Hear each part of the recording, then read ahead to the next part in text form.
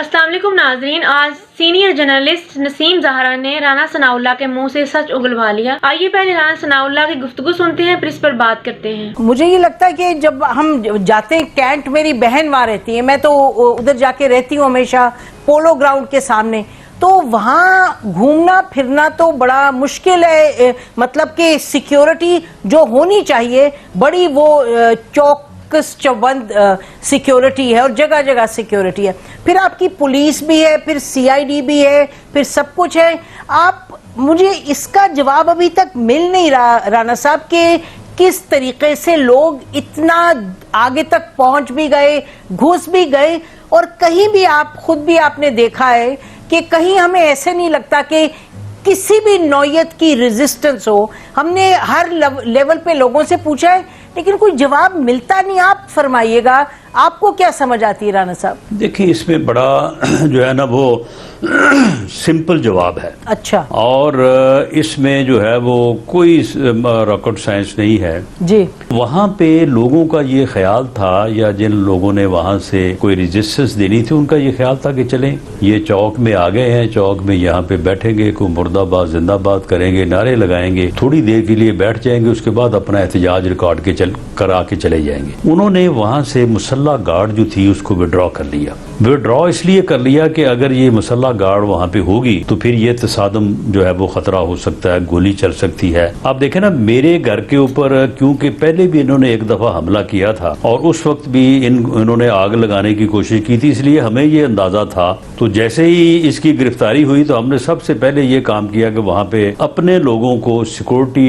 یا پولیس کے لوگوں کے علاوہ وہاں پہ جمع کیا۔ اچھا، فیصلہ باد اور میں ان سے کہا کہ جہاں تک پتھراؤ ہے تو پتھراؤ کا جواب پتھراؤ سے دیں، لیکن جیسے ہی کوئی گھر کے جو ہے وہ حدود میں داخل ہو تو اسے پھر جو ہے وہ گولی مارے، اور اس کو جو ہے وہ بالکل کسی قیمت پہ جو ہے وہ آگے نہ بڑھنے دیں۔ اچھا، تو آپ بڑی اہم بات فرما رہے ہیں رانا صاحب، کا جو ہے وہ آپ بڑی اہم بات فرما رہے ہیں، آپ کہہ رہے ہیں کہ فیصلہ باد میں علاج اس طرح سے ہونا چاہیے۔ رانا صاحب، مئی 25 کو جب یہ لوگ نکلے تھے لانگ مارچ پہ، پھر تو ادھر آپ کی بہت اسٹرانگ عام ایک پالیسی تھی کہ روکنا ہے، ہر صورت آگے نہیں جانا، وہاں ڈپلومیٹک وغیرہ ایریا تھا، چلے بھی گئے یہ لوگ کافی آگے تک، تو اس کے مقابلے میں یہ آرمی کے ایریا میں جا رہے تھے، یعنی کہ بالکل ایک کہیں بھی نہیں روکا گیا رانا صاحب۔ اور یہ ہم نے سنا ہے کہ جی پتا تھا زمان پارک سے بھی آ رہے ہیں، لبرٹی سے بھی آ رہے ہیں، روکنا نہیں یہ لگتا تھا کہ ضروری ہے؟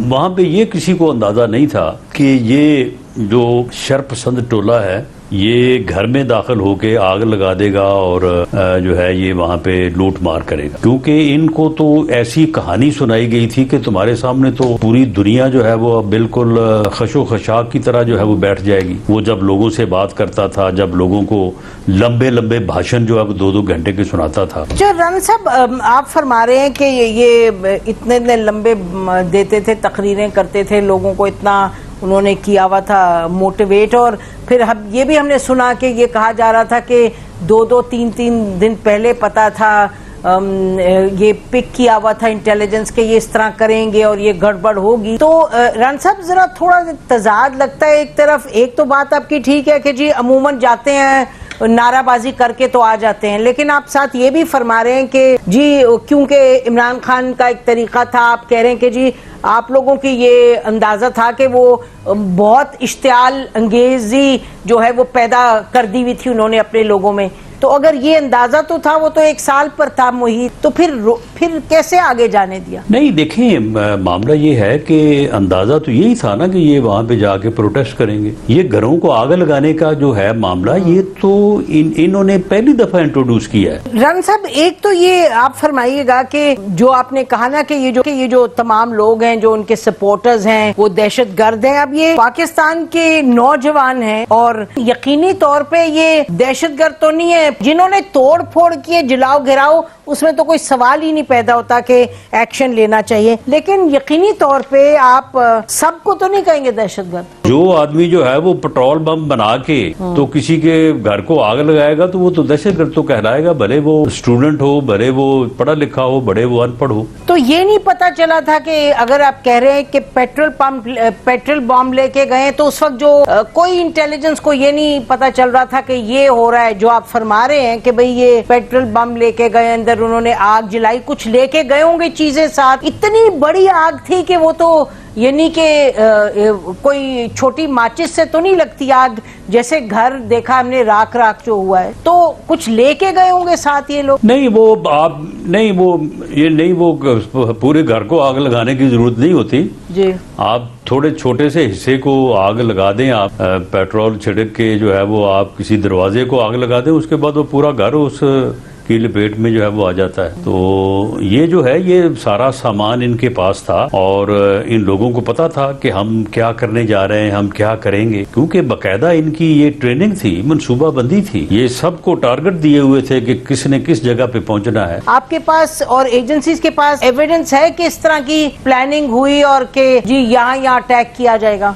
इमरान खान ने बड़ी मेहनत की है इस लेवल तक पहुंचने के लिए। ये पिछला 1 साल जो है उसने दिन रात एक किया है। तो जुबानी ट्रेनिंग दे रहे थे राणा साहब? क्रेडिबल एविडेंस मतलब जुबानी कह रहे थे या कुछ और भी? आप नहीं उनको बकायदा यानी ये गलेलें बनाई गई, पेट्रोल बम बनाने के तरीके। फिर उसके बाद ये है कि इंडिविजुअली इसने खुद हर जिले हर शहर के लोगों को बुला के छोटे छोटे ग्रुप्स में बुला के मोटिवेट किया। तो ये इस तरह से इन्होंने ये पूरी जी राणा साहब, आप वो रमजान में हम भी देखते थे वो ऑनलाइन दिखाते थे कि जी वो 15-20 मिनट रोजा खोलने से पहले कोई आधा घंटा उनसे बात करते थे, मुख्तलिफ शहरों से टोलियां आई होती थी। तो लेकिन वो तो बात उस वक्त कर रहे होते थे रमजान की, रोजे की। लेकिन अगर ये तमाम आप फरमा रहे हैं कि इतना एविडेंस था और ये ट्रेनिंग थी, गुलेले, अगर इतना एविडेंस था तो जब कोई इनके 50 भी बंदे निकलते कहीं, तो फिर आपका नहीं ख्याल कि चुकन्ना होने की जरूरत थी फोर्सेस को? अगर इस तरह की ट्रेनिंग का एविडेंस था तो फिर इनको किस तरीके से उतना आगे जाने दिया? वो ये तो था कि ये लोग जो है ये चले जिस तरह से गाड़ियों को आग लगा रहे थे, कोई ट्रैफिक साइन तोड़ देंगे या जिस तरह के यानी पुरतशद्दद एहतजाज होते हैं। जी राणा साहब, तो एक जो ये बात कही जाती है कि एक इंडिपेंडेंट इंक्वायरी हो उस स्याको सबाक पर कि भाई जिस तरह हुआ ये गए, आपका नहीं ख्याल कि कोई एक इंडिपेंडेंट भी इंक्वायरी होनी चाहिए? क्योंकि कहते हैं जी 25 लोग भी मारे गए और ये कोई सिक्योरिटी जीरो थी, इतनी आगे तक चले गए। नहीं, इंडिपेंडेंट इंक्वायरी किस बात की? मुल्ज़म मौजूद हैं तो इसमें इंडिपेंडेंट है, इसमें डिपेंडेंट वाली नहीं राणा साहब, कोई इनमें से कह रहा है कि मैं वहां पे नहीं था? नहीं राणा साहब, थोड़ा मेरा मतलब था कि पाकिस्तान में कभी ऐसे हुआ नहीं पहले, तो इस तरह क्या सबक सीख रहे हैं उससे?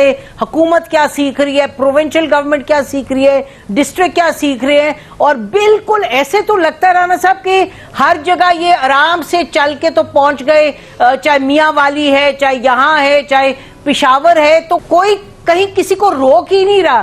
तो ये शुड दिस बी? नहीं रोका है। तो नाज़रीन, आपने देखा कि एक तरफ राना सनाउल्लाह कह रहे हैं कि हमें आइडिया था कि पीटीआई कारकुनान जना हाउस में आकर आग लगाएंगे। इस पर नसीम ज़हरा ने कहा कि फिर आपने रोका क्यों नहीं? तो राना सनाउल्लाह कहने लगे कि हमें आइडिया ही नहीं था कि वो लोग ऐसा करेंगे। फिर राना सनाउल्लाह कहने लगे कि मुझे तो आइडिया था कि ये एक दहशतगर्द जमात है, इसलिए मैंने अपने घर में सिक्योरिटी बढ़ा दी और साथ में सिक्योरिटी को ऑर्डर दे दिया था कि पथराव का जवाब पथराव से देना है और अगर घर में घुसने की कोई जबरदस्ती कोशिश करे तो सीधी गोली मार देनी है। इस पर नसीम ज़हरा ने फिर से सवाल किया कि आपने जनाह हाउस में सिक्योरिटी का इंतजाम क्यों नहीं किया? तो राना साहब कहने लगे कि मुझे तो आइडिया ही नहीं था कि वो लोग ऐसा करेंगे। यानी राना सनाउल्लाह ने अपना घर तो बचा लिया मगर जनाह हाउस में जो सिक्योरिटी पहले से भी मौजूद थी वो भी हटा दी।